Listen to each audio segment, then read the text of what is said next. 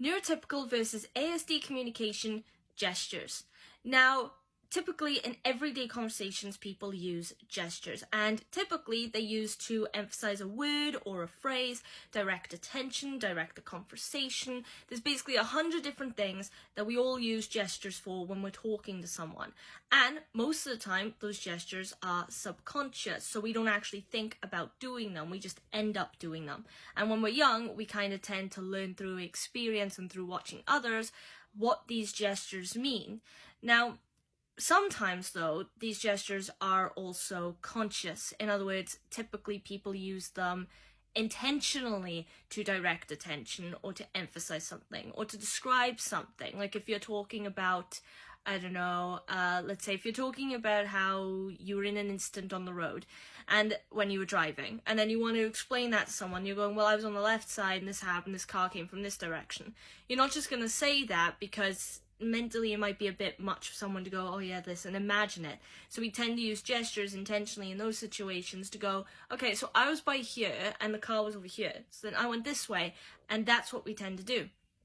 Now, for me, I use gestures constantly. I'm usually, as people say, talking with my hands, because, and I think that might actually be a sort of obvious physicality of the symptoms of my ADHD, simply because if you have ADHD, you feel like you constantly fidget, or do something, you know, you always feel like you need to be on the move, you need to be active in some way, and I do that using my hands when I'm talking, so I'm constantly doing something.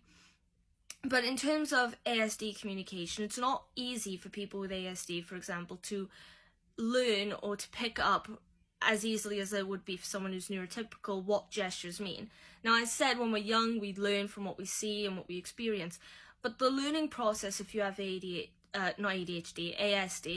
is a little slower at times, or a little bit more difficult. Things basically slip through the gaps, things you fail to understand, or the parts of your brain that are different in terms of activity and balance as opposed to a neurotypical brain, tend to make learning these things difficult or unnecessary, and things slip through the cracks. Now, say, for example, my brother. Now, he's got ASD, he seems to be slightly more severe than the rest of us in terms of his triggers, how quickly he gets overwhelmed, and things like that. Now, when it comes to gestures, he does not know gestures at all. And by that, I mean he talks subconsciously with his hands, and sometimes he'll use gestures when he's explaining things. But most of the time, his hands are just down by his sides, and he doesn't use them. But then when the rest of us use gestures towards him, we have to actually explain to him what they mean. For example, say if he's talking about something he shouldn't be talking about, or he's perhaps being a bit too blunt, borderline rude or offensive towards someone. Or, now let's be honest, we're siblings, okay, so there have been times where we might have been talking about something, or he might like something, and there's something we don't want him to tell, say, parents, grandparents, or something like that, right? It's typical of siblings all the time. So if he's talking about it then in the open room in front of everyone, one of us might be standing there and going like this, stop. Now we know this kind of gesture basically means stop, shut up, enough, don't talk. But he'll see that, and he'll just look at us confused and be like, and he'll even mouth openly in front of everyone, what do you mean? Yeah? Or why? And sometimes also verbally, he'll just shout out, it's like, I don't know why you're gesturing to me like that. What am I doing wrong? He genuinely can understand, even though we've explained many times before what this means. He can't comprehend that in the middle of a conversation or in the middle of something that's going on in a situation. So he will ask why in front of everyone, in which case, a bit late, everyone's clued into this something that everybody else doesn't want him to talk about or say. And usually it's just something basic, you know, like you're told you're not allowed to watch the show, and then he goes to watch it. And our other brother will be like, stop it, we didn't watch it. And he'll be like, no, but we did. And we have to actually explain to him, because otherwise he gets really upset and really overwhelmed, because from what he can see is we're unhappy with what he's doing, but he doesn't understand why. And then we have to explain what that gesture means. Now that's what it can be like for someone with ASD. For me, when I was younger, I often mistook or misunderstood gestures. People use them when they're talking to me or when they're trying to describe something. Sometimes I find them really distracting and I can't listen to the conversation at all. And all I can remember is the gestures, but I don't know what they mean. I don't even know what we were talking about. But they'd use them and I wouldn't understand what they're trying to get across to me.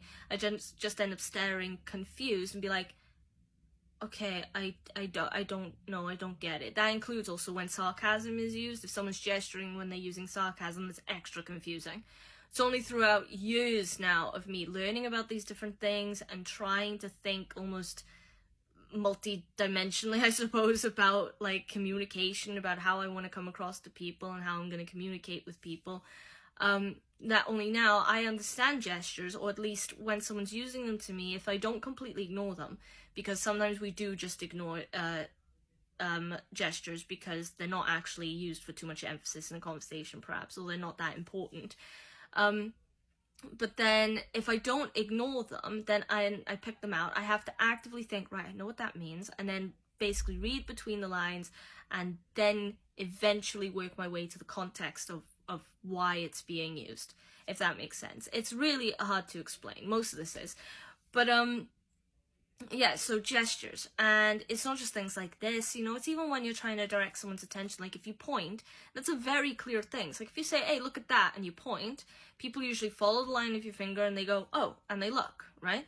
But even gestures like that can be difficult for someone with ASD. Again, if I'm using my brother as an example, if I did that, if I said, hey, look at that, or I say, Zach, look, I have to say multiple times before he'll even register sometimes that I'm talking to him, or that I want him to look now, not later, like if there's something going on in that moment.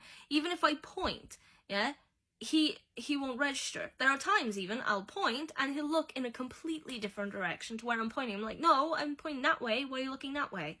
That's what I'm saying. It's something to do with how our brain processes information. So a lot of these forms of communication slip through the gaps. It's really easy and almost like something that you don't have to think about with effort. It's very subconscious understanding that everybody like understands. But then if you have ASD, it's not a common understanding. It's not something you just know. It's something you have to learn throughout your life, even when you're older. Not when you're younger that you just pick up. You have to learn when you're older.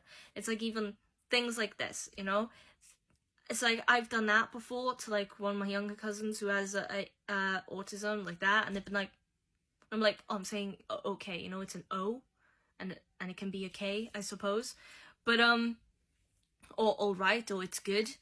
And I've done that when my brother's also brought me like things that he's cooked, because he likes cooking in school and he really likes positive feedback. If I eat something that he's cooked and it's good and I go like this because I'm doing something else or my mouth is full, then he'll look at me and be like, is it good? And I'll be like, yes, it's good, and I have to tell them.